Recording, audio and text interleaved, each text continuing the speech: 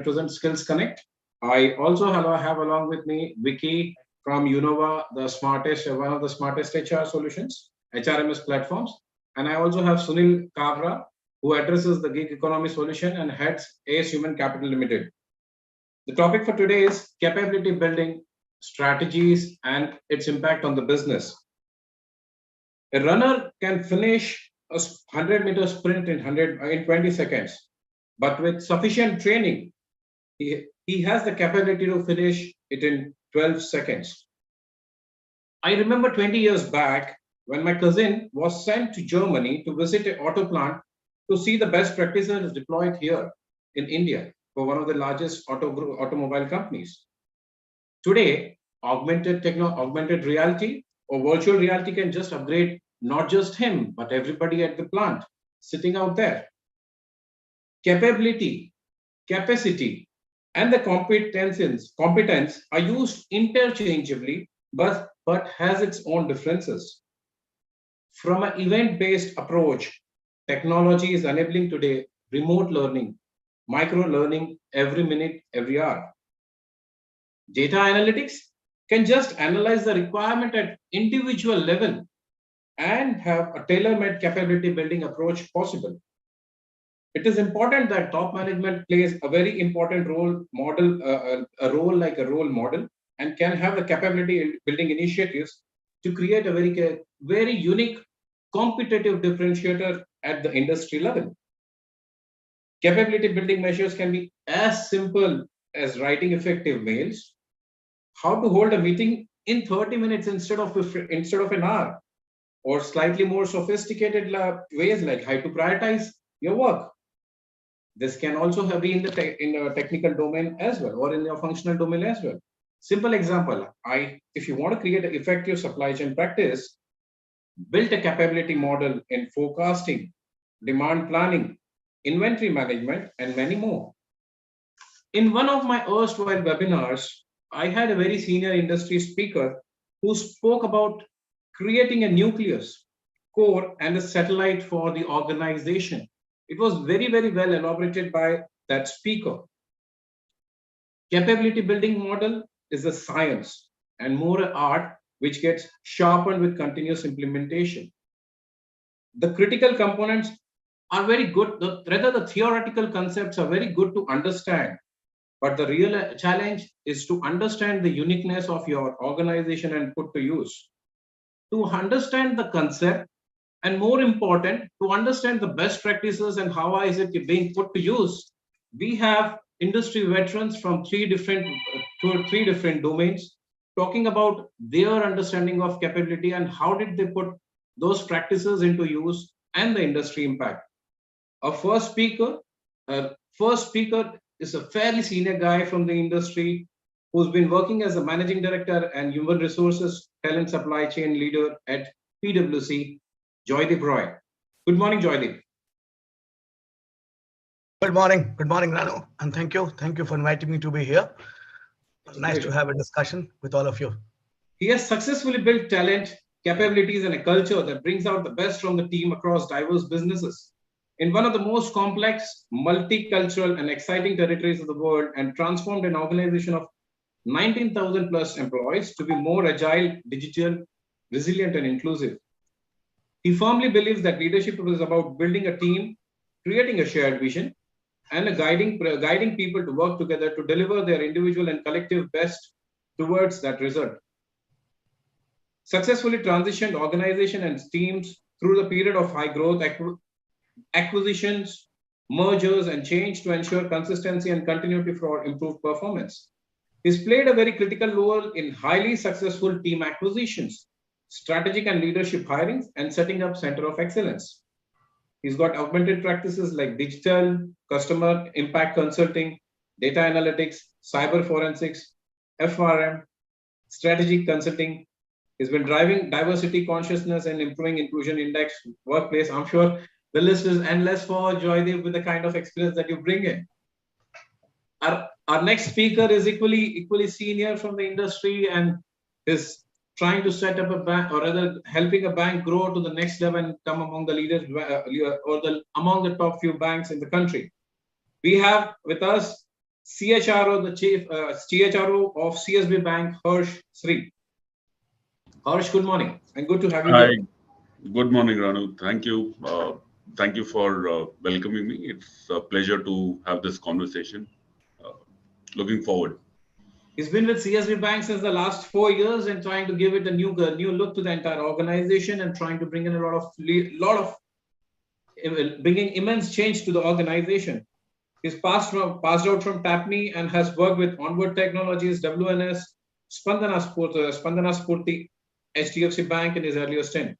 He's a business strategy development for his created business development strategy for the organization and help them align human efforts and learning for enhanced performance and productive enhancement. He's a HR specialist, having designed and implemented world-class initiatives and brought business perspectives to the HR function. Working with best in the business, I'm sure with the kind of organizations, Harsh, you have, right from startup organization to organization built over a period of time. Ability to build and lead a great team, has a lot of experience in mergers and acquisitions. He's also got specialties in organization development, performance management, employee branding, analytics, robotic process automation, initiated AI and HR practices, and artificial intelligence in the HR domain. Welcome, Harsh, once again to the forum today, and we would look forward to your experiences as we talk. Thank you. Our next speaker is also spearheading one of the important initiatives that the Tata Group is trying to enter into, or has already entered and trying to make it mark into. Colin Mendes, who's the CHRO to Voltas Beko, the consumer appliances vertical of Tata Group. Colin is the head of HR for Voltas Beko, a joint venture between Voltas and Arcelic. In his current role, Colin is building talent that bring everyday happiness to each household in the country. In his earlier assignment, Colin has worked at the group level as well across varied industries like engineering solutions, telecom, IT-enabled solutions, FMCG, and pharmaceutical, covering various facets of HR at the operation and strategic level. He has held senior leadership role positions in Voltas, Group HR role at Tata Sons, Tata Teleservices, WNS, Bharti Airtel, Hindustan Unilever, Pfizer, with specific exposure in people management and change management during mergers and acquisitions. Colin holds a bachelor's degree and a postgraduate in business management. He's been regularly invited to various conferences and forums to share his insights, including Confederation of Indian Industries, Economic Times, SHRM, People Matters, World HRD Congress, IIT Delhi, and other reputed institutes across the country. Colin has a very wide recognized at the Great Manager Award 2017 in the category Aligning Organizations Vision, hosted by People, Business, and Economic Times. Colin loves to explore new geographies and also is a travel blogger. He enjoys various types of music. Very nice to have Colin as well with you as a speaker, and I'm looking forward to Colin to share his views. Good morning, Colin. Good morning, Ranu, and thank you. Happy to be here. And I'll hand it over to our head of corporate communications, Bistriti, to take the discussion further. She's herself been a notable personality in the industry. And over to you, Bistriti. Thank you, Ranu, sir. Good morning, everybody. Thank you very much for tuning in to another very, very exciting webinar series. I extend a very warm welcome to all of you and appreciate you taking the time off your busy schedules to join us today. Well, I believe that even in life, in order to power any sort of transformation, you need to transform your mindset, behavior, and skills, and achieve your full potential by stretching your capacity. The same stands true for organizations as well these days, and it's more important than ever in order for them to thrive in a fast changing world.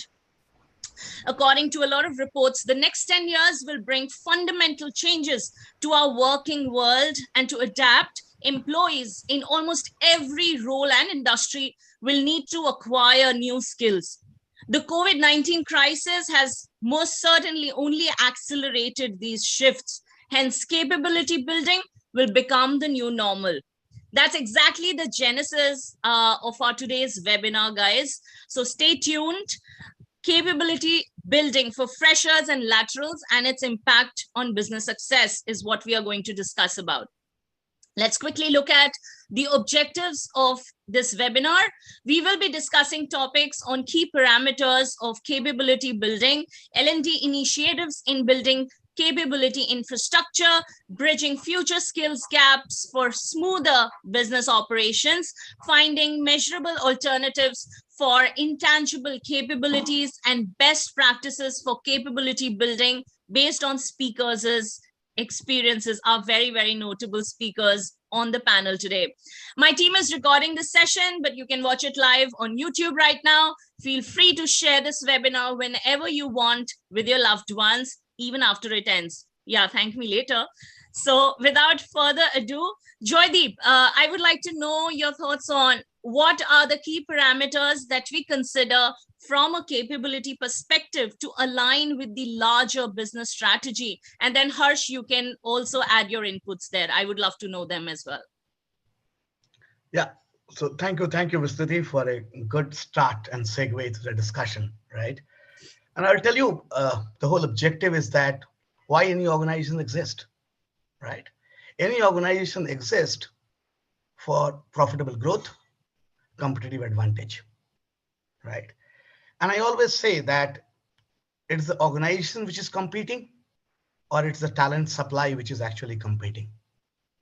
And all per se, any organization which has to stay ahead of time, its talent supply has to be predictable. And when we say talent, it is actually the talent with the capability. You asked me the parameters, the important parameters, right? And I think always the struggle is that talent is the center of the board agenda. One of the key parameters is that put the talent into center of the board agenda with any of your other aspects with the strategy, risk, or compliance. That's of prime importance. That is first. When making any strategic move, start with talent implication, right? We must know who drives what kind of value. Deploy them accordingly, from the top leadership to the engagement manager to anybody else down the line, right? And we call it as, do we know the resilient dashboard or the talent dashboard that exists? That's the second piece. The third piece is pay as much as, to talent strategy as you do to your product or competitive strategy, right? Anything. The issue is that revenue for an organization is an outcome.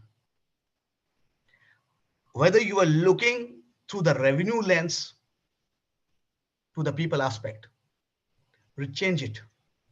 If revenue is an outcome, look it through the talent lens.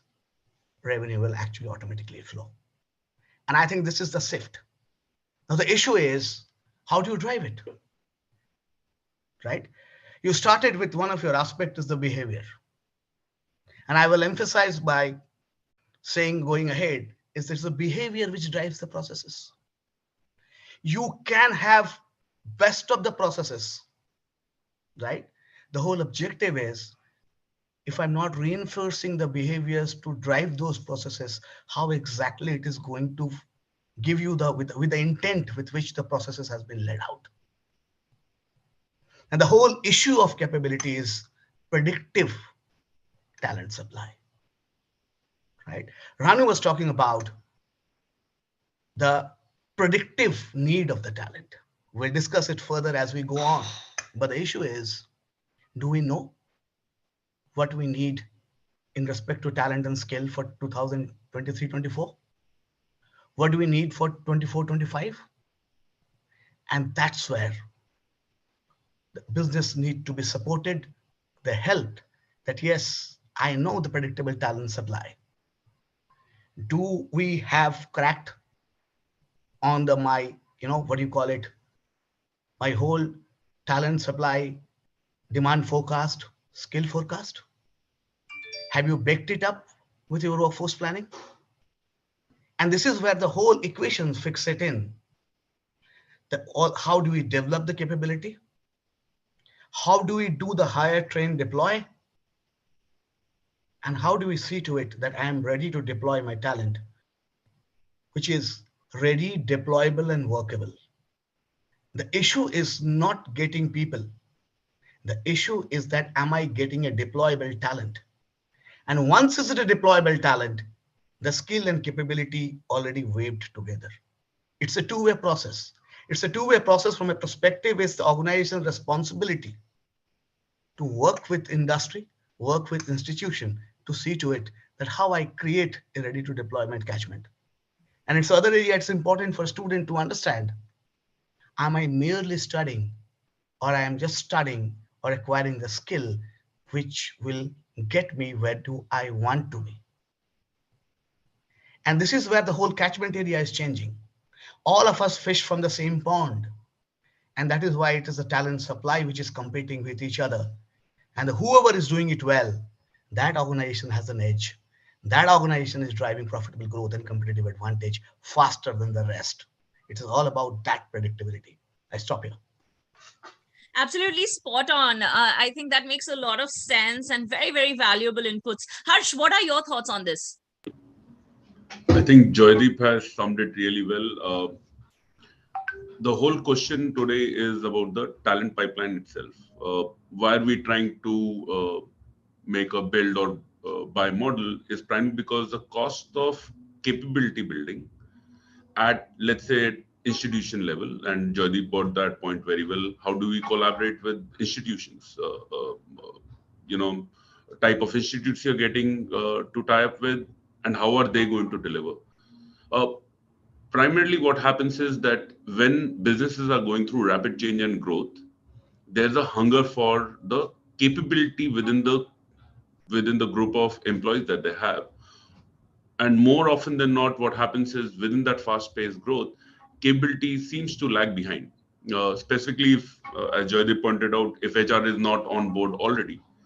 But where we have seen significant differences, asking the three critical questions: how many, how fast, and how soon. Now, if you're talking about a business unit which is, let's say, 5, 10 people, and the skill is easily available, and how fast, if you're saying that there's a short-term perspective, really need to ramp up fast, at that time, your whole approach to talent supply chain is get the people and have a buy model built in place.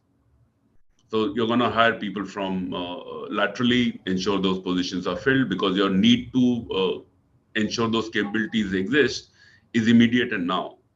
However, if you have a long to medium term perspective, and medium term usually means that at least you have a 6 months predictability window, then it's easier to start doing concept like hire and train.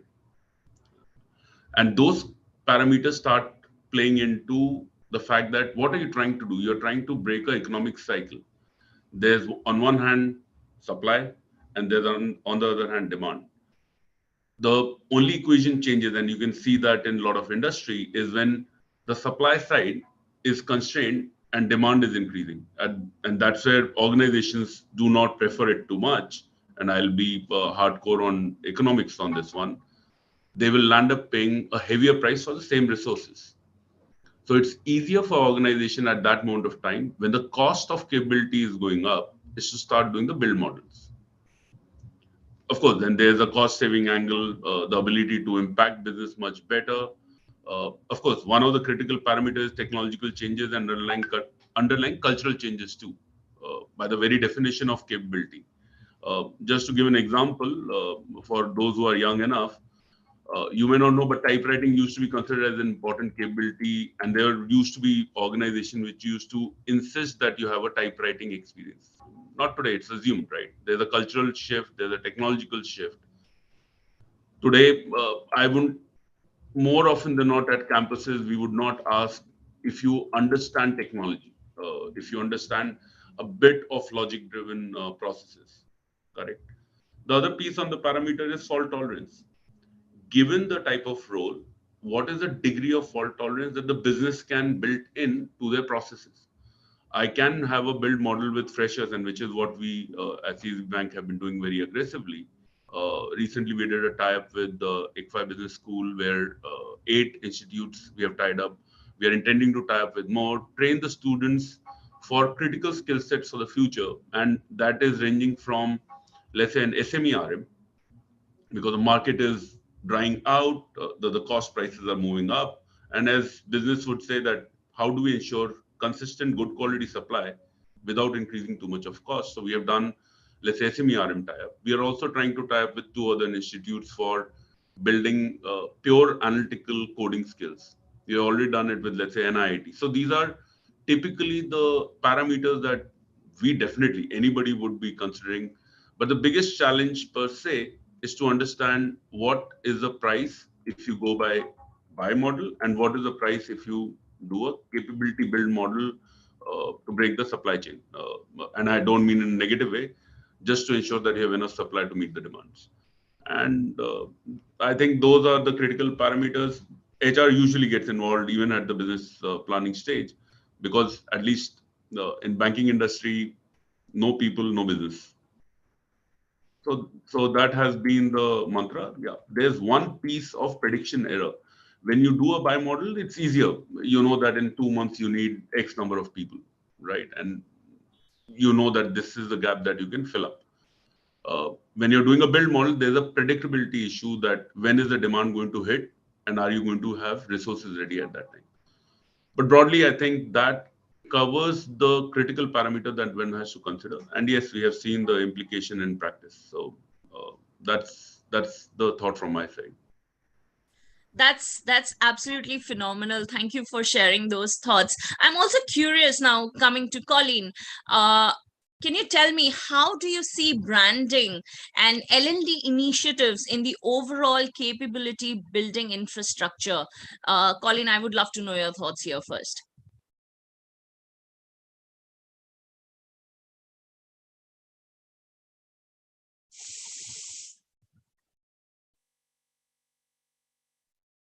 Probably Colin is facing some challenge. I'll check with him. Maybe you can, take the views of others. Sure. Joydeep, would you like to add? Meanwhile, Colleen gets back. Joydeep, you are on mute.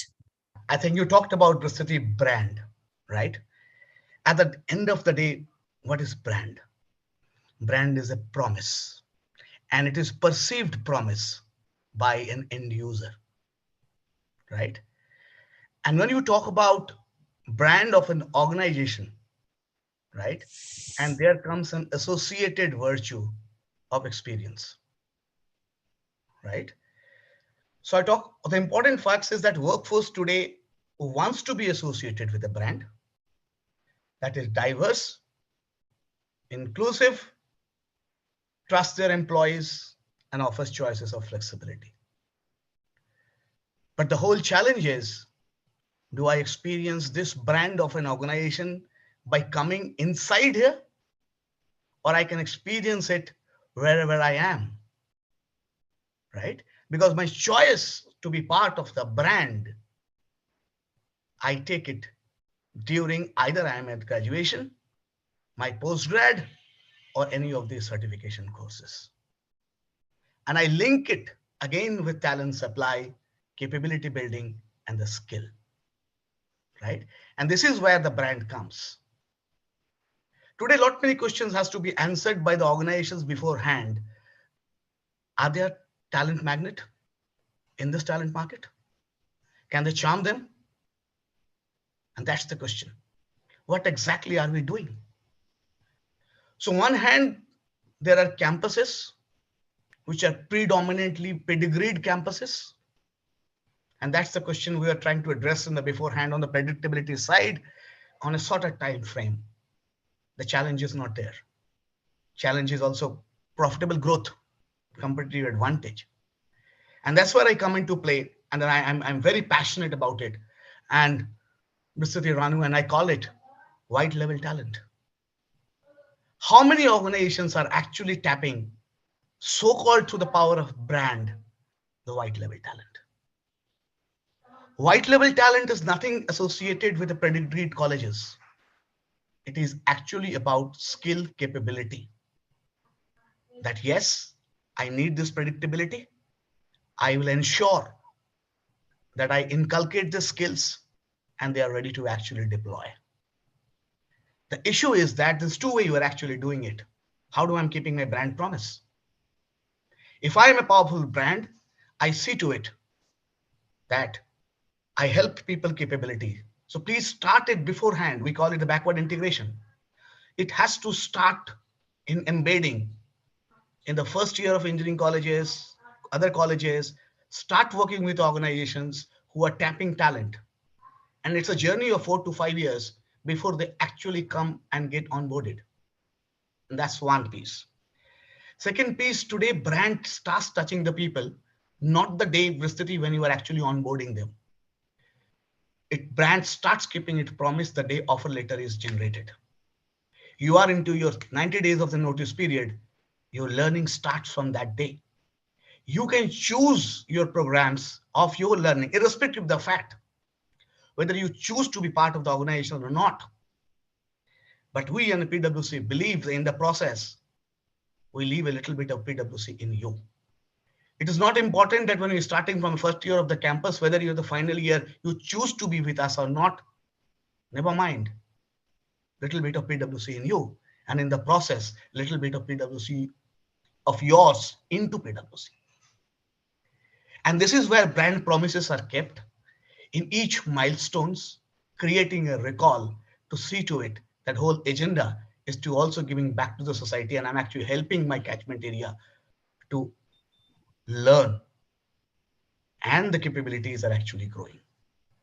Because if you look at the speed of technology in the consulting area is actually very fast.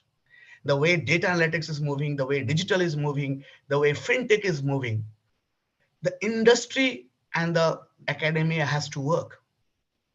And this is where the brand building actually comes is across.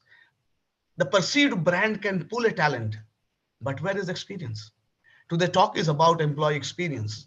Today's talk is about new hire experience. But are we actually doing it?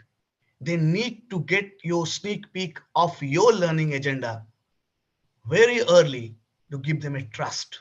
So brand is a trust. Let them feel the trust, and the trust is a behavior. And every time they have to feel it and they touch it. So the pre-hiring till pre-onboarding, you can start the journey as early as possible. But if you have promised them post-onboarding, take it to their lifetime of learning till offboarding to see to it that the consistency of the brand value that you have promised, then they can actually feel it. And that's where the whole processes get stitched together. And today, all processes, all people processes, whether it is inclusion, whether it is diversity, you talk about all performance management, they are in process, they are touching your individual at every stages of life. Yeah. Completely agree, and I applaud your thoughts on this. Vicky, do we have Colleen Yeah, around? Colin is here. Colin is here. Yes, Colleen, I would love to know your thoughts.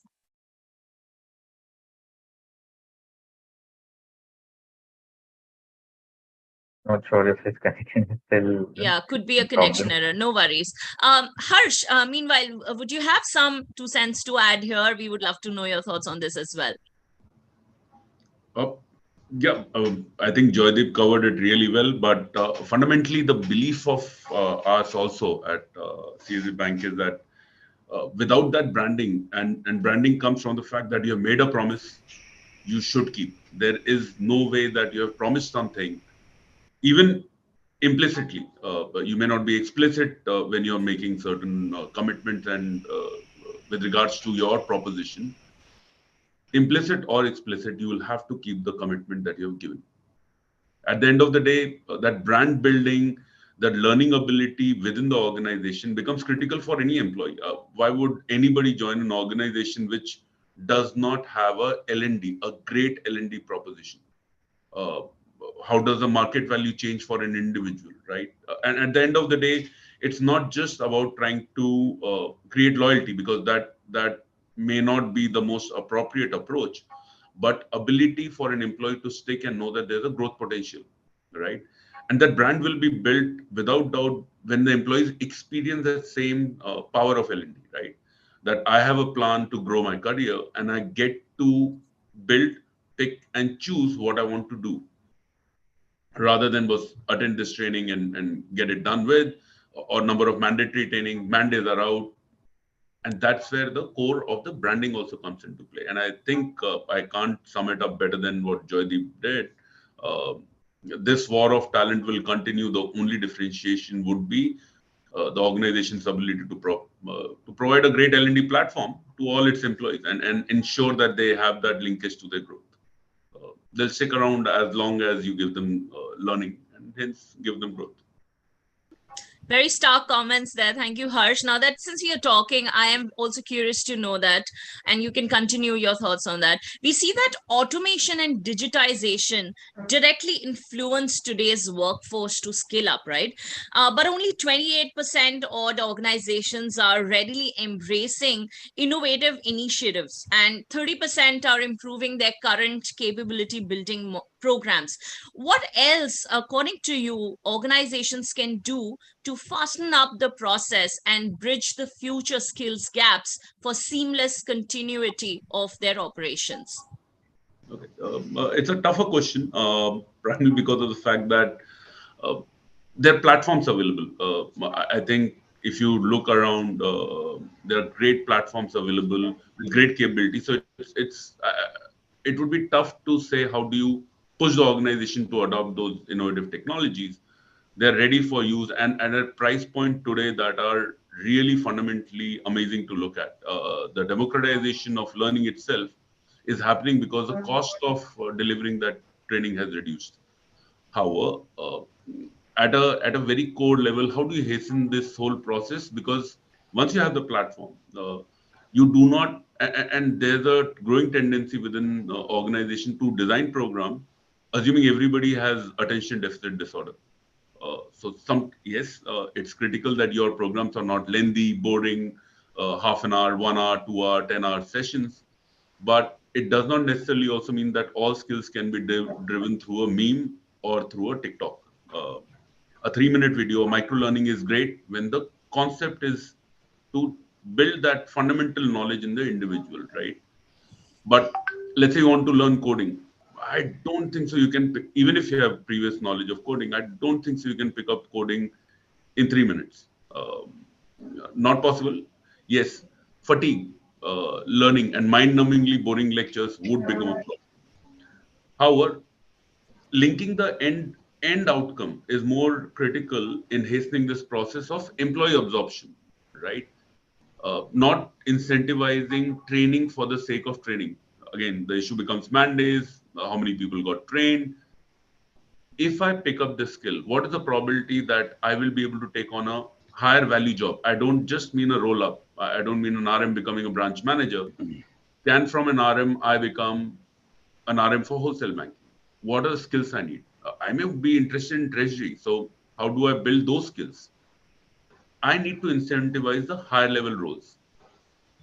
If I just incentivize the training itself, and we have experimented, it's not that organizations haven't experimented. Incentivizing training itself has not yielded the type of result. But as soon as people see that I learned this skill, this is where I want to go, because usually people know the destination they want to be in. Uh, they just need to know which medium, which delivery process will get them there. And L&D then becomes co-joint per se with their growth plans. So you do not, or rather, we ensure that we do not try to give all training to everybody, and that has been the approach we have seen does not work. Let the individual decide, but just ensure that the person does get growth when that opportunity is available. Incentivize post that, because as soon as you have taken a higher level role, as an organization, I can actually increase your salary, right? At the end of the day, it's going to come down to economic success, right? So if your salary is going up, surely because you have now taken on, you have learned, you have become talent ready, you have taken on a higher role. And the same thing applies for students at campuses. And we are very proud of the joint certification program that we have launched. It has worked very well in the past. I can offer the same student from the same campus a better salary, the person who goes through a joint certification program, rather than somebody who's not gone through that joint certification program and not picked up that skill. And we see that immediately there's a uplift of the number of people and the speed with which they take on these new learning methodologies, process.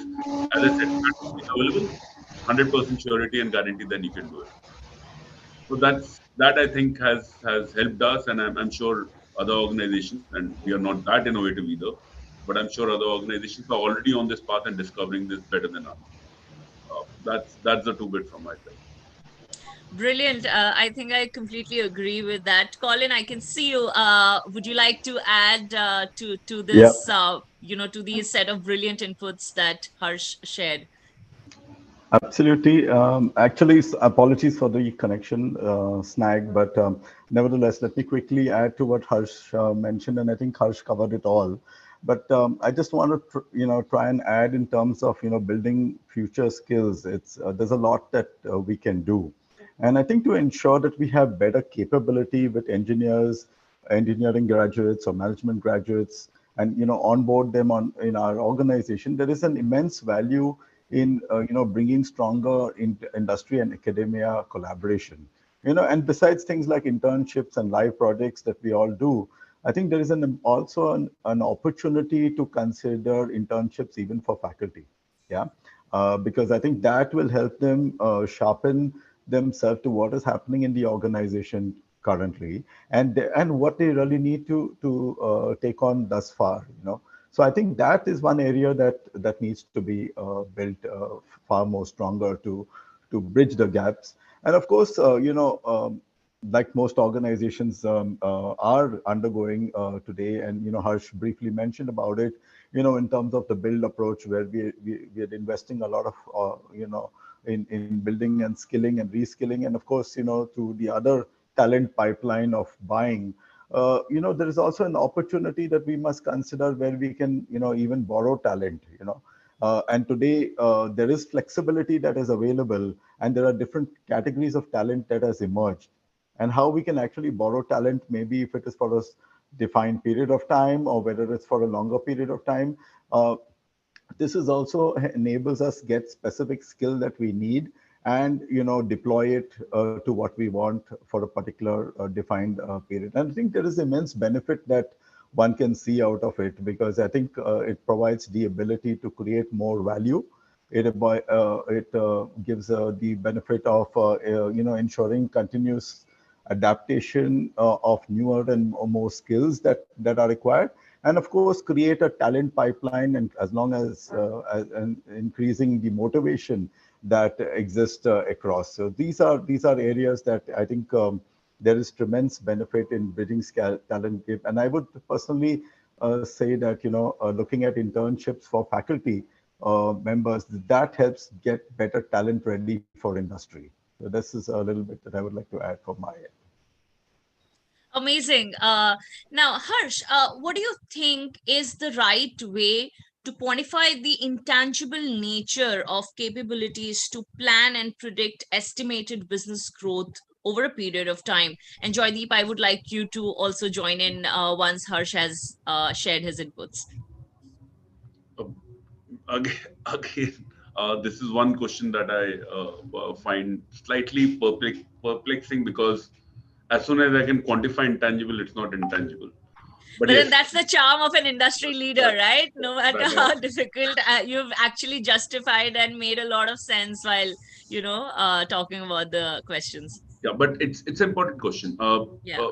Now, the intangible part of capability, and trust me, those do make a massive impact on the organization, without doubt. And uh, while we may say that the intangible directly may not be measurable, but you have outcomes that you can map on and actually see if those are changing.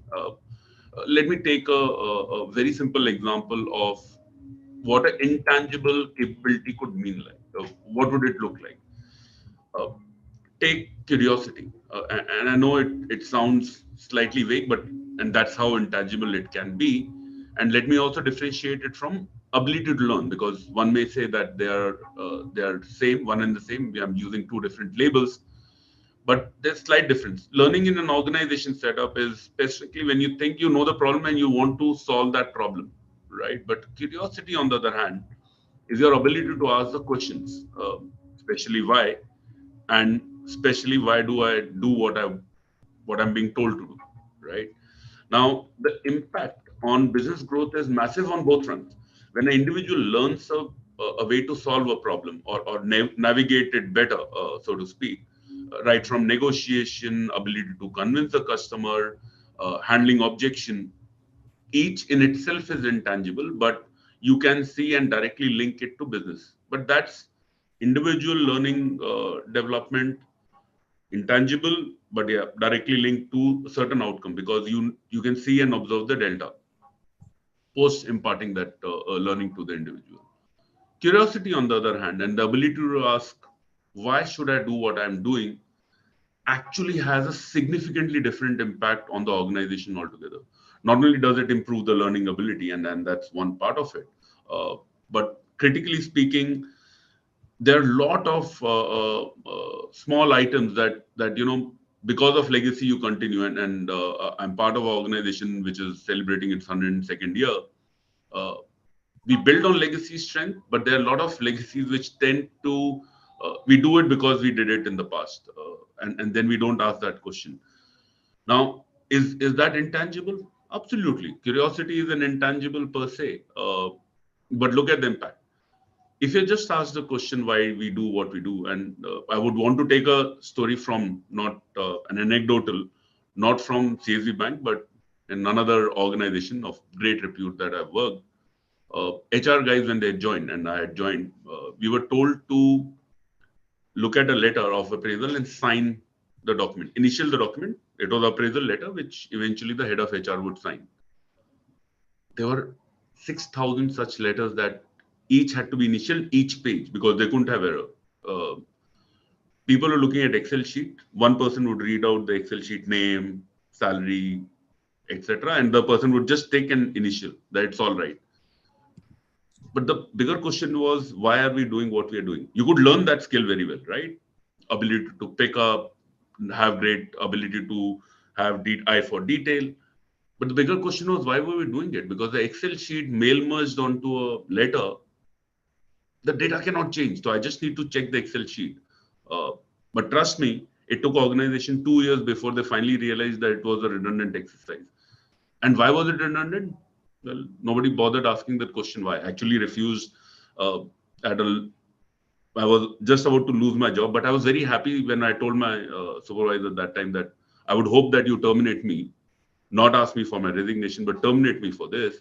Because if you can find one error, I'm sure I can sue a lot of companies in US for millions of dollars. But this is a practice that I don't intend to carry on. And I've seen a lot of youngsters having that ability to question the processes per se. The impact on business is massive. You save so much money that truly and that intangible gets measured because with each change, you are actually impacting multiple people rather than just one. Uh, and that, as I said, can I measure it? Of course, there are primary measures on quite a few capabilities, but there are great secondary measures even on those where you may consider it intangible. And I've just given you an example of how we have ensured that this piece of curiosity is built into everybody, and all of us are naturally born with it. So it's just like rekindling a known behavior. Uh, but yeah, we just ensure that at the time of sitting down with business, we actually say, if we do this skill well, if we impart this skill better, what would be the change in business? And keep on measuring from, and it can't be a 1 year, 2 year, 5 year. I know a lot of time as HR, we would want to say we are building a culture. We can measure this after 5 years. No, usually a measure should not be more than, and usually in a 30, 60, 90-day format. If you can't measure it faster than that, then there's a problem indeed. And then you can't quantify, too late to quantify, even if when you have gone wrong. So that works. That has worked for us in the past. I've been part of an organization like HDFC Bank per se. This ability to keep on bringing in that intangible, having a secondary measure or primary measure if possible, ensuring that we keep on measuring it day in day out, and that's been the core success. I hope process, just the process defined. Very interesting, and I really love the example that you quoted. Brilliant. Joydeep, I would like to know your perspective on this as well. Very excited to hear that.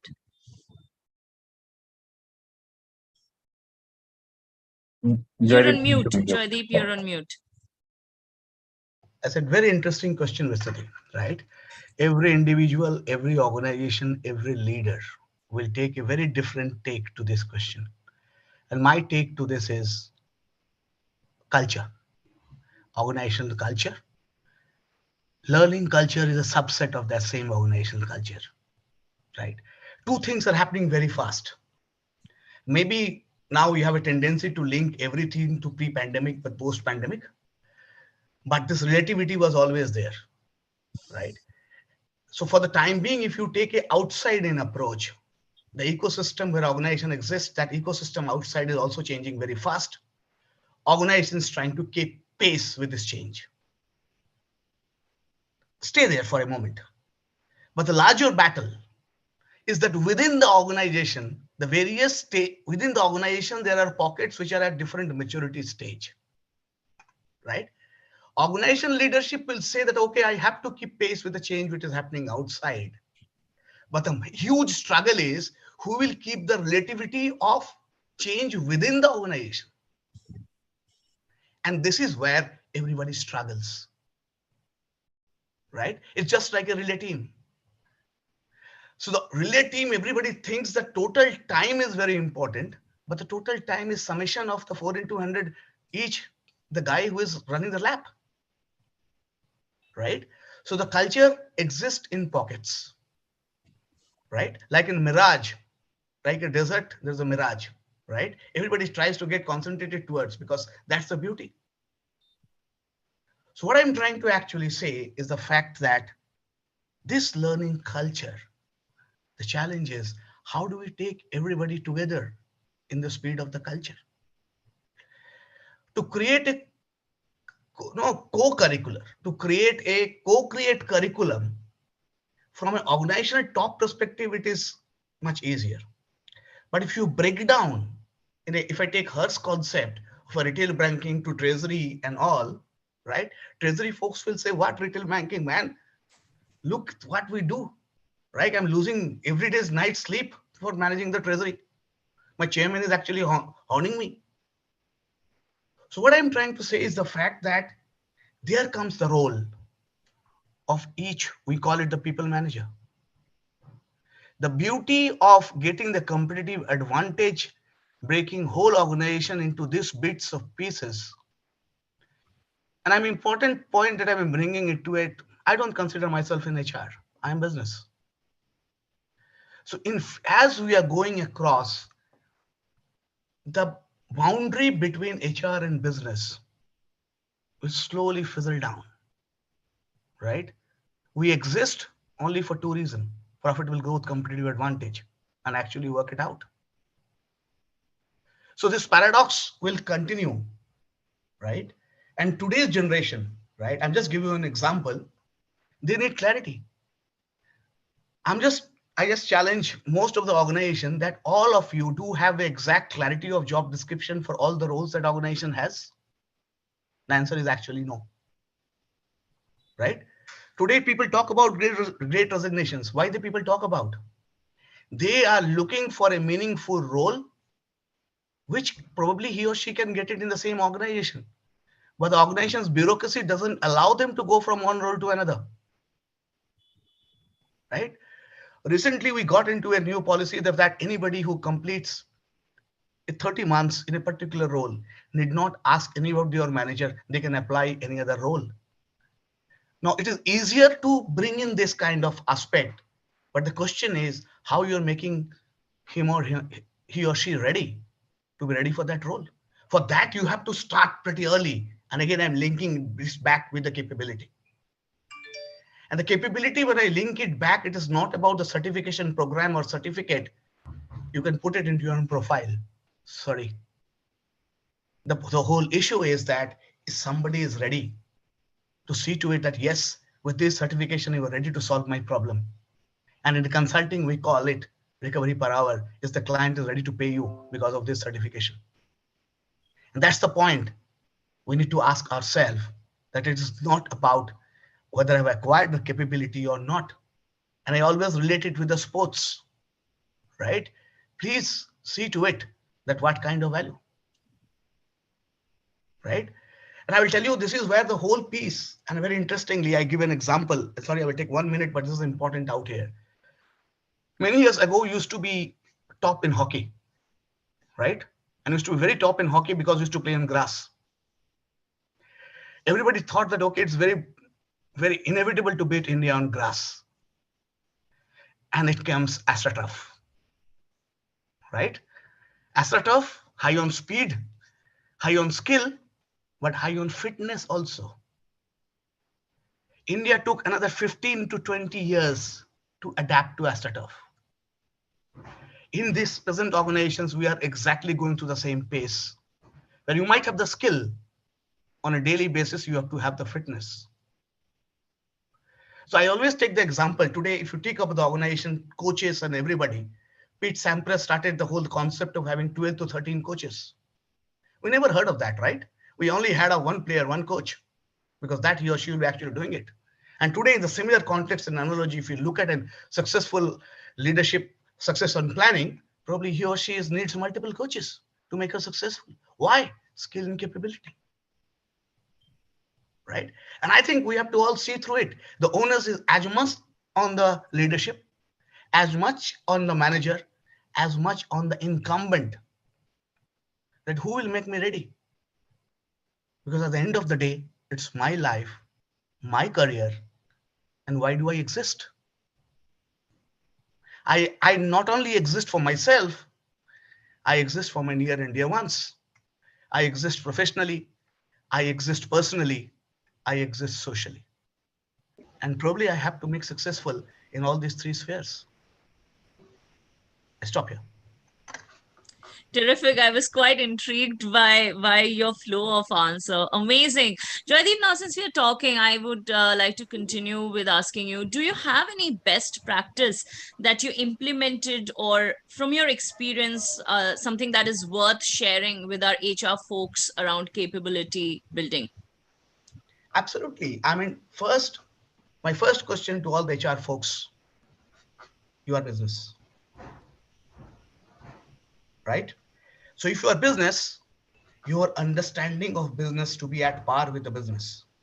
Maybe we choose to be this side of the organization, but doesn't stop. And when I am business, my speed of thinking, I cannot be predictable. Correct? I have to be unpredictable. And if you are unpredictable, you have to think ahead of the time. Skills is ahead of the time. Capability is ahead of the time. Workforce planning is ahead of the time. And your ability to help business and your business leader in planning their life, taking them out from the crisis, is also why do you exist, right? So the issue is, if you simply talk about what's the kind of skill forecast, work with your business, try to understand this is the skill forecast, this is the demand forecast you need. And this needs a lot of discipline. It's not that easy. So many questions will be asked to you, right? But the issue is try it out. Start it small and see to it that, okay, if I need data scientist, right? For example, I take Salesforce, right? Now we know you have a huge demand of Salesforce. And what do you get ready to deploy Salesforce? We just did a huge, just like Hers was telling about, certification program. We call it a pre-hire program. Started early from the people who are into the second semester of their engineering colleges. Take them through to a readily deployable skill. Because this paradox of university curriculum, college curriculum, and what is required by the industry will continue to have. And it is our responsibility to bridge it and work with them. And give the confidence. I've linked it with your brand. Why brand? Because why they're working, why they're studying? They want a comfortable, safe space to get them land of learning and employability. And link employability with quality of life. Today, only employability will not attract this generation. Stay for very sure. Gone are the days when we were growing, Harsh, Colin, you will agree that when we are growing, we are told Absolutely. fulfillment of organizational objective through which you are fulfilling your objective. Sorry, today they will not believe it. Today, they will say, I want to fulfill my objective. In the process, organizations will also fulfill their objectives. Fine, my stickiness will be with you. Why great resignation happened? Great resignation happened because of this, right? Flexibility. Today, so one policy about talking about the pre-hire, give them the skill, predictability of the skill, white label talent, inclusive, that is not, it's only not the campuses. Please see to it that what are other catchment area that you can actually tap. Give them the skill, get them onboarded, and actually do that. And this is very important aspect, on this. And on the other side, create the ecosystem. And third thing on this important aspect of best practices, the whole issue of moonlighting. What these guys are actually asking, that can I, if I have a passion, can I have an alternative career along with my primary career? There's no problem in asking this question. Maybe in some organizations, regulated organizations, is difficult, but the whole issue is that for a whole gig economy, this is where you have to see to it that if you have this kind of passion, try to have a contractual understanding with those kind of organizations where both are getting fulfilled. And that's why parallel gig economy is coming into place. Now, are we ready for a gig economy? That organization has to answer and be very transparent that this is how this kind of ecosystem I can provide you or not, but be very transparent, right? So I think these are very important, associated that this is my learning skill, I get it early. This is my flexibility I have, diversity, inclusive workforce, whom actually you are applying, tap all the diverse workforce and see to it, try to see, channelize it, how much you can translate. Because today, as Hers was telling, cost is going to chase you. Over a period of time, I'm telling you, leadership will come and ask you, how long you can go onto the same campuses? Can you struggle for day zero, day one? The answer will be no. Alternative sourcing model. I'm hugely working on the alternative sourcing model. What is the alternative sourcing model? And I think we all have to collectively think through and see to it that what kind of solutions we can actually provide beforehand. Yeah. Amazing. Very, very noteworthy inputs. Thanks, Joydeep. Colin, what's your take on this? I would Absolutely. quickly want to know about No, that. sure. And in the interest of time, I'll try and be a little brief, but I think Joydeep covered it all. So let me come specifically to, something that I've recently implemented over the last couple of years in my current organization. And, we have, and I completely echo with what Joydeep mentioned about looking at the pre-hire portion, because that is very critical, because, we're talking about great resignation and things like that. And, how many people are you sure you're going to onboard is actually the big question. Yeah. So I think the pre-hire stage is one of the most important areas where you need to constantly engage with people to ensure they come on board. But once you have the front line on board, what are the things that we have been doing? And I'll share with you some of these. I think we have a program which is called, for all our engineer trainees, which is called Samarthya, which is basically means strengthening capability. And this program is been really designed to build a skill gap and over a period of time focus on effective employee development and succession planning, into our middle management or our junior management cadre. Yeah. And I think every year we've been hiring a number of graduate engineer trainees, diploma engineer trainees, particularly that are deployed in our manufacturing unit in Sanand, in Ahmedabad. And as part of their training, they really focused on technical training. It's a 2-year program where we put them in a technical training for a period of time. At the end of 1 year, we have an engineers conclave where all of them present what has been some of their learnings that they have got, what have been some of their aspirations going forward, what do they want to learn, etc., etc. We also facilitate this with assessments that will help us work on a plan. And then in the second year, what we do is, to focus on expanding their professional competency, also developing core skills and knowledges in both behavioral as well as in soft skill, and really to focus on aiding them perform better in their daily life, including improving work quality. Yeah. And what we do is, there are a combination of classroom and virtual sessions, almost covering 40 hours of learning, including an in-term evaluation and certification. But we cover various topics, which include role play, projects, presentations, in how to power your own communication, how to present with finesse, etiquette management, writing for impact, so how to communicate more impactfully, collaboration, teamwork, working dynamics and conflict management, and so on and so forth. There are a bunch of these. But I think what we're really doing is there is a seriousness in the entire process.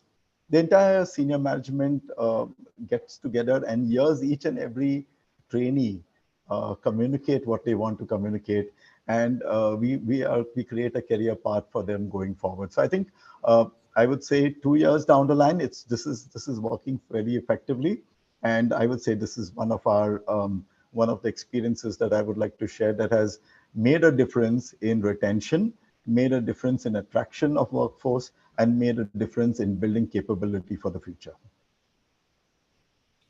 Very, very impressive, and our very much needed industry sneak peek there. I strongly concur that for organizations in India, transformation isn't a fight for survival. Instead, it tends to be about reaching the full potential of the business, going from good to great, as a matter of fact, responding to an external challenge or opportunity, such as learning how to win in new channels or shifting away from a historical moneymaker. And we can expand this thought further as we take up questions from our audience now from the chat box. So I would request all our speakers to brace themselves for all the audience questions that we have in the interest of time. Sunil, would you like to take it up further, please? Thanks, Ms. Sriti. Am I audible, I presume? Yes, you are. Okay, thank you. Thanks, Joydeep and Harsh. I think we have been getting exciting ideas from your side. Okay. I have some question for you, Joydeep, which is coming from Rajesh. You mentioned of some alternative sourcing model. Can you throw some light on same in view of what you mentioned? Thanks. Yeah. So largely, as I'm also votary of the fact that considering that we fish from the same pond, right? Issue is that how do you create a differentiator from the same talent? The alternative sourcing model is that over a period of time, right? If I get in touch with the talent partners and I work with them to see to it that impart this skill, okay, over a period of time, say 6 months, 7 months, so that they can be readily deployable. Now, what said? In this context, we get fresher engineers or fresher MBAs, right? Now, maybe parallelly, we are starting to do with impart career planning exercise with them. But when you suddenly you need it, say probably shorter period of time, 6 months, I need cyber skills, right? So these talent partners work with them, give a proficiency level, and they present those set of candidates to us. And if they are managing with our proficiency level, we try it out and work with us. So the alternative sourcing model is that precisely that if I have a talent requirement of a huge, say 100, for example, right? Conventional model will give me a certain percentage. My alternative sourcing model will give me a certain percentage. And slowly I get so much confident about my alternate sourcing model, channel partners, talent partners, that this in coming 3 to 4 years can be my one solid source of channel, correct? And it can be skill wise. So hiring for skill, I call it hiring for skill, right? IT companies have done it long, but I think slowly with the complex scenarios, you might have to come across both the quality of hire and the skill. I want to add something, those of you guys who are interested in consulting, because more of the consulting, it is sitting in front of your client and working. So your ability to provide solution thinking ability on the field is important. Presentation, solutioning ability, and your impact is important, right? Unlike, say, mid office or the back office. So I categorize offices into three: front, mid, and back. Yeah.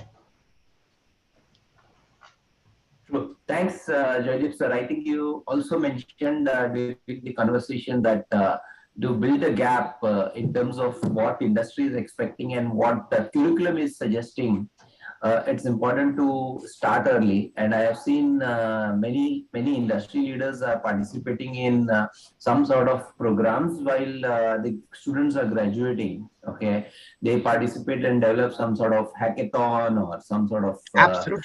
activities by which they are So, able to nurture the candidates towards what industry is looking for. so very pertinent. Yesterday night, because of Ranu's program, I came back yesterday night and I was actually finishing my campus contender program. Those of you who Uh, are interested in PwC career, follow the campus contender, right? Campus contender is nothing but, irrespective of the fact, the whole objective is to give skill to my embedding campuses. All the campuses can actually participate with live case studies, which the PwC, we actually write it and give it to actually to them. Okay. So there's 16 colleges were there, all the top colleges, 16 to 6 finalists shortlisted, 6 to actually 3. Now the okay. fact is, irrespective of the fact whether the first, second, or third doesn't matters, right? All of them will get, you know, what do you call, mentor from PwC to help them to acquire the skill, to actually make them successful. Choice is there. They can go their own career on side wherever they want. That's the important point. True. Is there anything which you would like to highlight, Harsh, in terms of alternative sourcing model which your industry is adopting? Actually, banking is evolving really fast, and we are seeing quite a few new models coming. One of, I think, campus JCPs are have been tried. May not People may not have pursued because it requires quite a bit of energy, but from a cost perspective, supply chain perspective, it's a very good source. Um, we have experimented in the past, and with CSB Bank, we'll be pulling it through as and when we evaluate. One of the things that we have seen is that women take a break from work, but they have reached mid-level to even senior levels, and then they take a break for whatever reason. And diversity across banks, if you look at the percentages, they tend to have a problem. And there amazing pool of talent that is available. The only problem is, can you give them a partly work from home, come one day a week or maybe one day a month. But the whole work setup, meeting the customer, engaging with them can happen from their home, and visits to customers directly within, let's say, a 5 kilometer radius. So one of the plans that we are having is to, and this is a good source. Similarly, you have 4Gs. They're now well educated. They're on short service, and with the recent initiative that government has launched, including Agniveer, we see that there would be a good bunch of talent available from that. In the past, we have tied up and tried to do a military program. I'm hoping that as and when we grow much faster, much bigger, we would incorporate these two pieces of innovative, skill building and hiring. Uh, and I think the potential right now, and I see international arena where workforce itself is reducing at a considerable pace. Right, that's the challenge that everybody is facing today. Sitting in India, it's assumed that this talent pool will continuously grow, and hence there's not too much of pressure to think of alternates. But in a big bank, and again I refer to the bank that I've worked, the solutions have to be not just doing JCP, as Joydeep correctly pointed out. It just cannot be restricted to campus and JCP, and specifically pedigree is a known bit.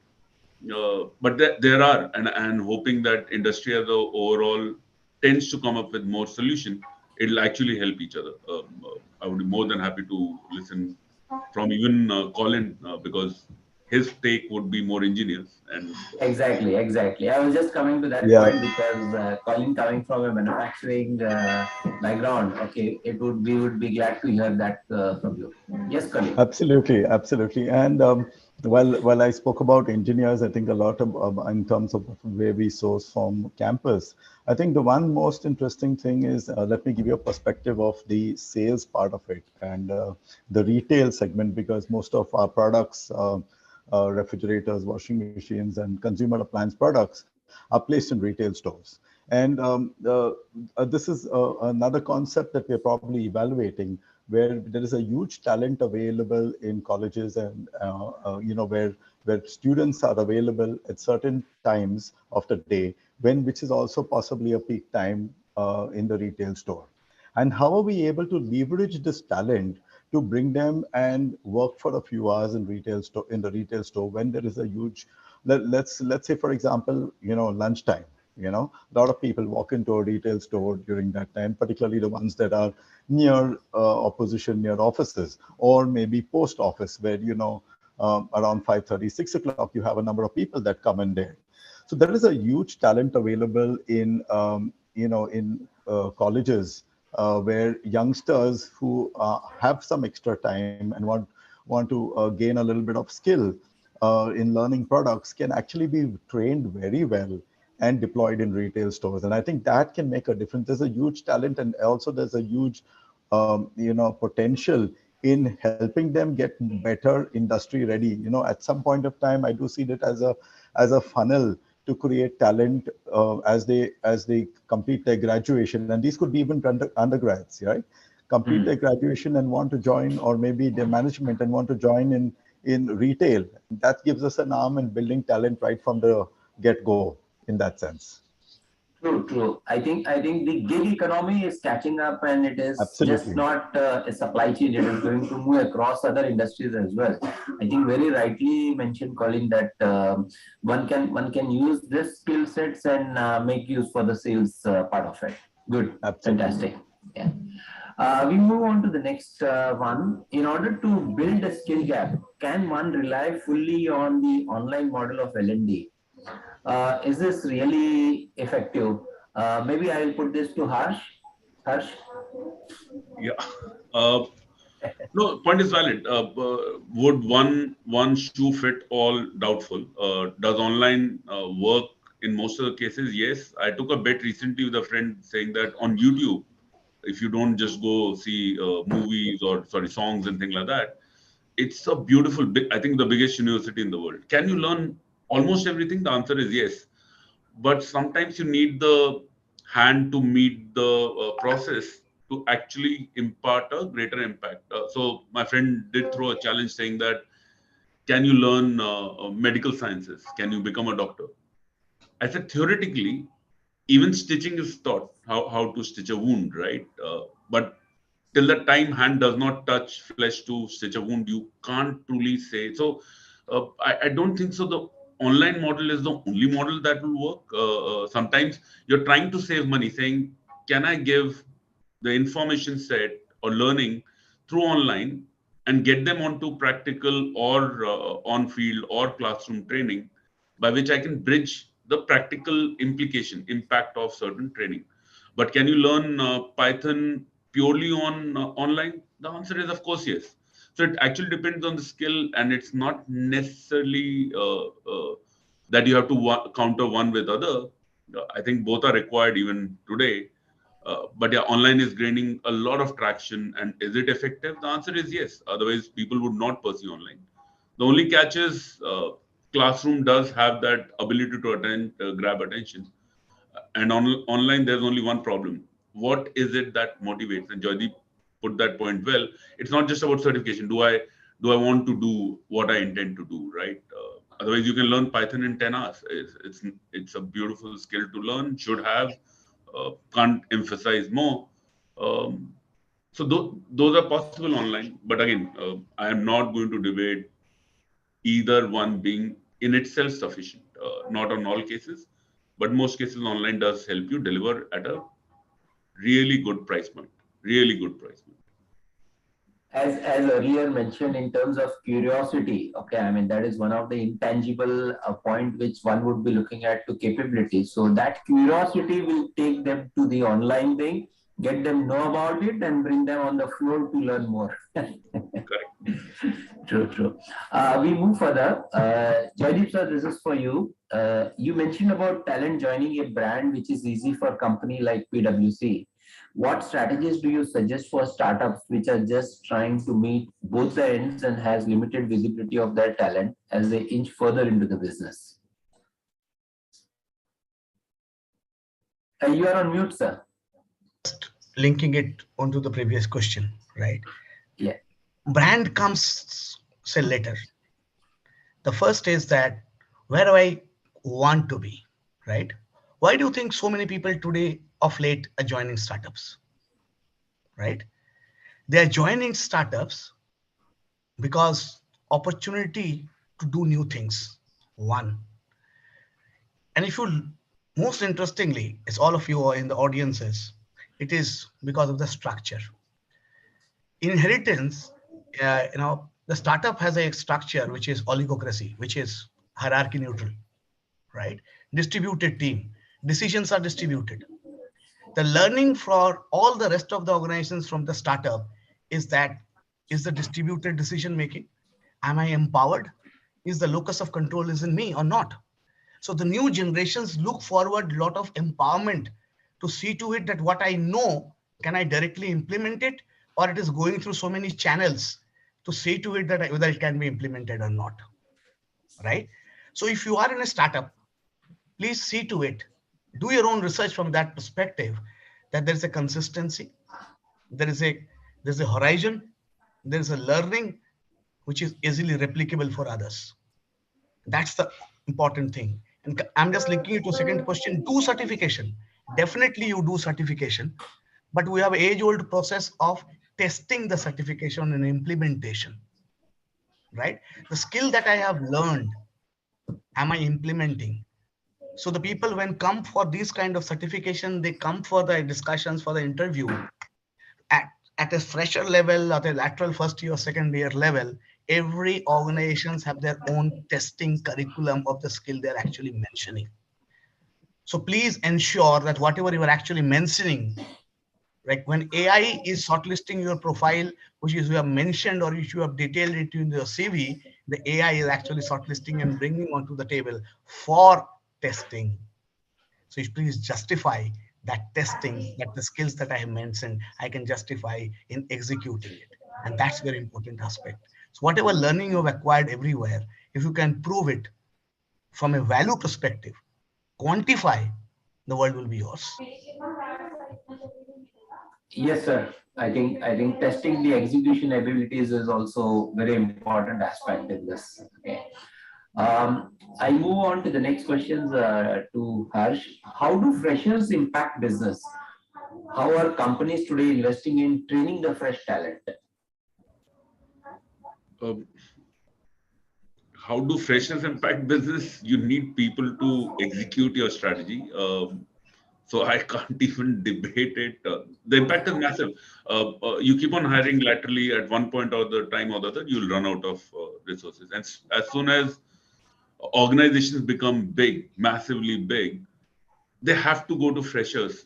And I think it's a good strategy to go to freshers because sometimes you find that, again, when I talked about organization legacy, people carry legacy, which means they have learned certain things in a particular way. They tend to execute, and it's tough to break that mold. The impact of fresher is immediate because all you have to do is make them learn what you want them to learn, of course, driven through curiosity and things like that. But the impact is that compared to a lateral, for certain roles, freshers are perfectly suited. Given even frontline roles, I would prefer in certain roles absolute freshers because I want a fresh thinking. I do not want a legacy of, and as I get older, my problem is problem with all laterals. We tend to think in a particular way. Breaking that mold is tough. If you're getting into newer ventures, CSB Bank, I can say it's a 102-year-old organization, but technically we are a startup too. We are a very young organization going through a massive transformation. There is no doubt in my mind that freshers play a critical role in business. And what are we doing towards it? It's simple. A lot of our investment is going in learning and development initiative. And I said, why did we go for JCP? A joint certification program is not just hire and train model where we say that a particular institute will train you. We are saying we want to embed a course within the course. We want to ensure that it's stitched together. There are projects that you will actually implement, come with us to the field. And as I said, it's not just going to be online. There's going to be a classroom impact, and there's going to be on-field impact too. Uh, Give internship post the course and actually select the best of the students. Uh, yes, there's a huge amount of effort, energy, cost going into it, but I think the dividend and the returns are truly outstanding for us to ignore. Again, not a new experiment. Banks have done it in the past, other organizations have done it in the past. We're just trying to now amalgamate all three things that one would were doing it individually: summer internship, JCP, and a pre-placement offer or hiring through campus. So we're trying to integrate all three into one. True. I think Joydeep sir also mentioned that are we getting the deployable talent? I think that is far more important in terms of when we are looking at freshers, because they don't bring legacy and we get new ideas and new models and new process to take it further. Uh, we move further. Colin sir, this is for you. Request your view on internship for faculties and the way it can be done according to you. Sure, Sunil. So why did I make a mention of this? And I think we all agreed that there are certain gaps that exist when students come and we onboard them, in our organization. And really, if I were to reflect, what are the type of gaps that are there? And some of it we deal with because that is something that is part of of change that has taken place. So one gap that I can think about is the attitude gap, where there is um, uh, an ability to not meet deadlines or quality or inflated self-opinion and so on and so forth. The second is about the e-world gap, where you have too much of focus on internet and mobile and social media, and less and less face-to-face interactions, leading to the obviously lower efficiency and so on and so forth. And the third, which is something that why I felt that this is important, is the skill gap. So there is today, you see, there is a communication gap. There is a geographical divide between metro and non-metro, and inappropriate and inadequate skill. And therefore, the industry has moved on a lot, to an extent in terms of technology, in terms of R&D, in terms of quality.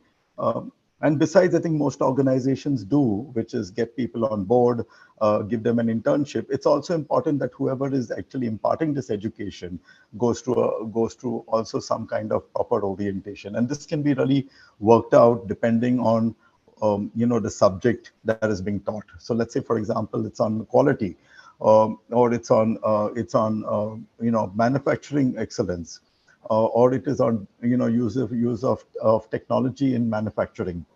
So a lot has changed, and some of our curriculum really needs to be brought to speed to that extent. And therefore, designing an internship program for faculty could range between maybe 3 months to 6 months, where the faculty could actually get deployed in the establishment, come up and pick up all the various things, various movements that have taken place, and actually go and redeploy and rework on the curriculum. And I think this will make a better impact in getting more industry-ready professionals. And I think it will be win-win for the industry as well as win-win for the faculty. And I think above all, win-win for each and every associate that joins our organization. Thanks, Colin, for your comprehensive answer. In view of the time, I'm just taking one last question, and then Ranu will do the closure and the wind of the session. There is one thought which has come, which is better, human intelligence or artificial intelligence? Okay, how do you see the massive shift which is happening from machine learning or artificial intelligence over passing on to human intelligence? Okay, we read a lot of news about Elon Musk launching the Neuralink, etc. But overall, how do you see the massive shift which is happening?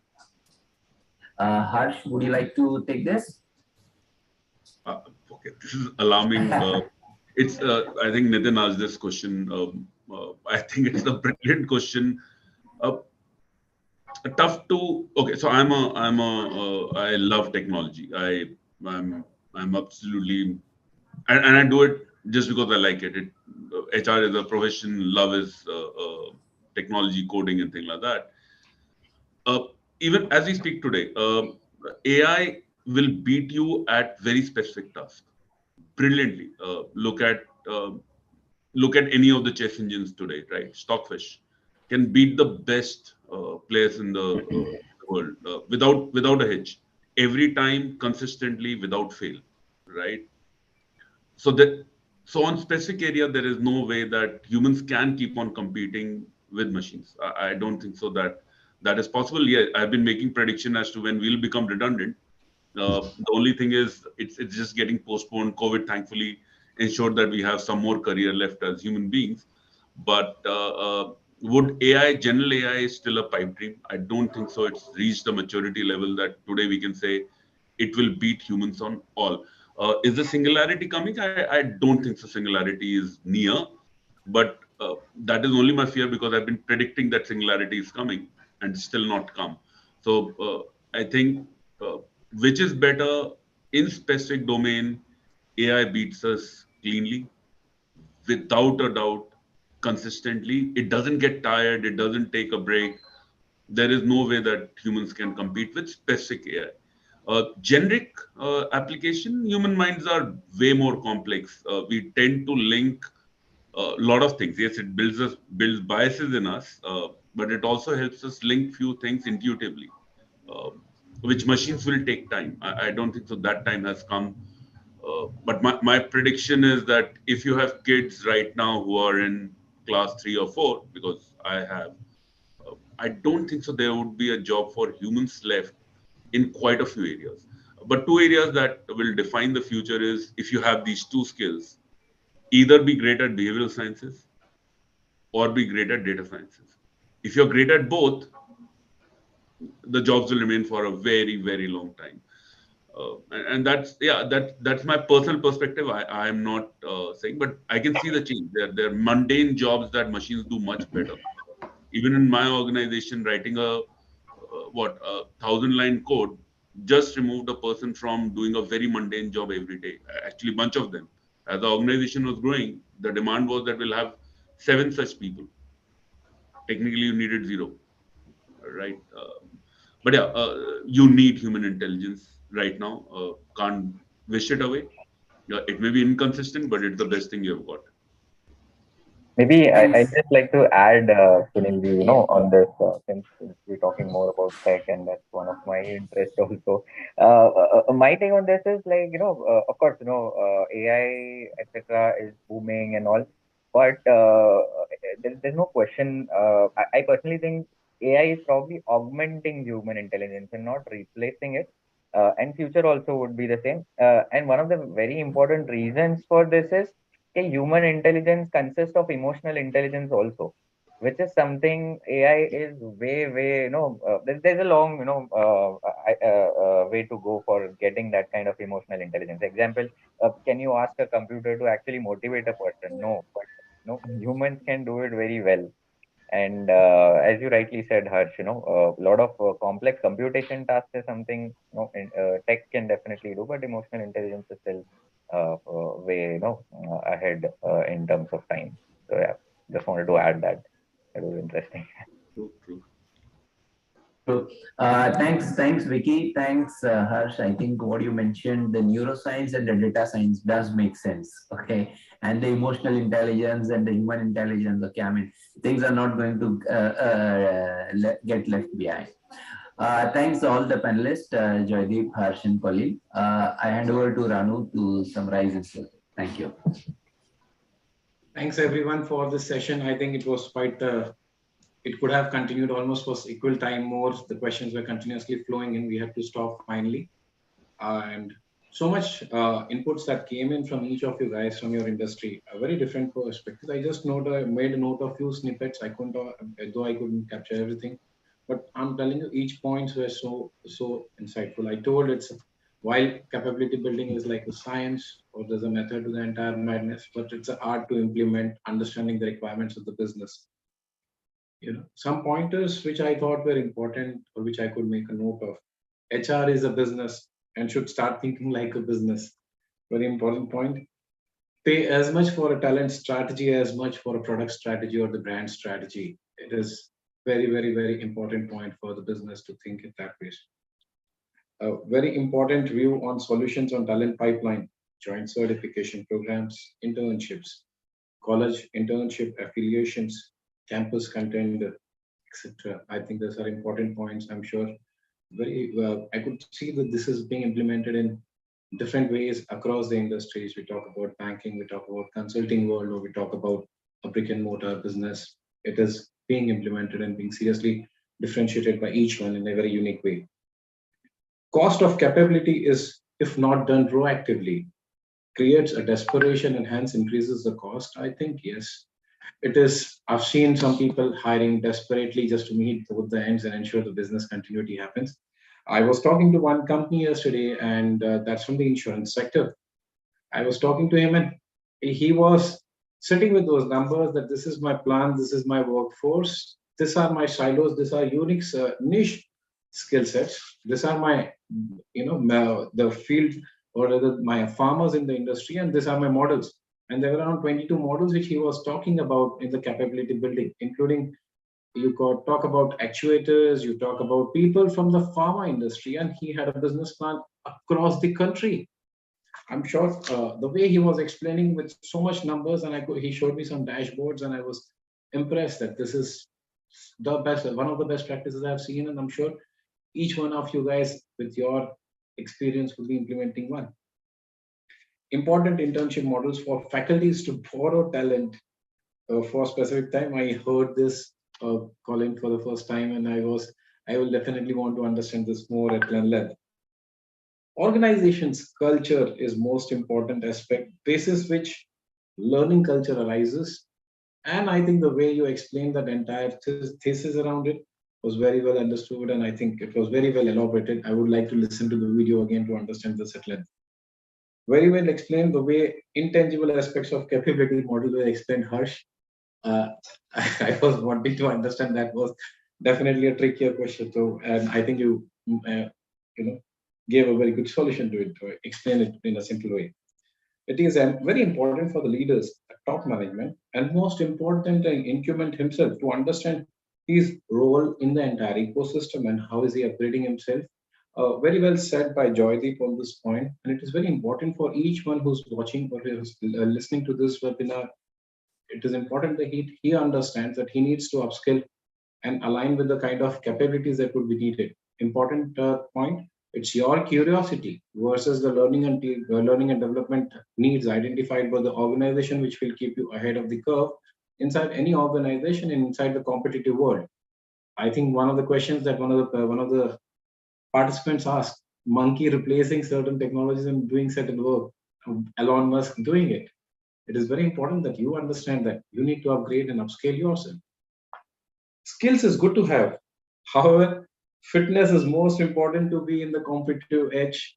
I think this is very well said to say that yes, capability building is very important for all of us at the organization level, but for your level as well. Anyways, I request thanks everybody for your time on a Saturday morning and sharing insights. I can clearly understand that there was so much of experience that was flowing in the entire 1.5 hour of a conversation. Thanks, Joydeep. Thanks, Harsh. Thanks, Colin, and my entire team, Vicky, Sunil, and Vistriti, for the wonderful session and entire support team to help us get this going live.